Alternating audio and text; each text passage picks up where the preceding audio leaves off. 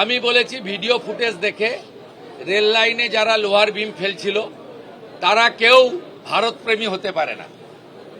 বাকি যদি কোনো নিরীহ লোক অ্যাগ্রিভ লোক অ্যাজিটেশন করেছে, অ্যাজিটেশনকে আমরা ওয়েলকাম করি, কারণ এটাতেও কারোর ক্ষোভ দেখানোর ডেমোক্রেটিক ওয়েতে দরকার রয়েছে। আমি আইজি সাহেব কঙ্কর বাড়িকে বিশেষ দায়িত্ব দিয়েছি যাতে কোনো নিরীহ লোকের উপরে কোনো রকম পুলিশি অত্যাচার টর্চার না হয়।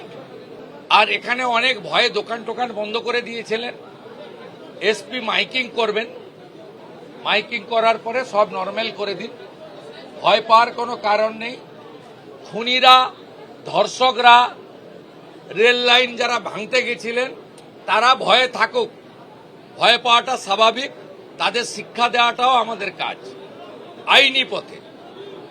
আমি আপনাদের মাধ্যমে গোটা রাজ্যের মানুষকে একটা আপিল করব, কার্য আর কারণ আছে।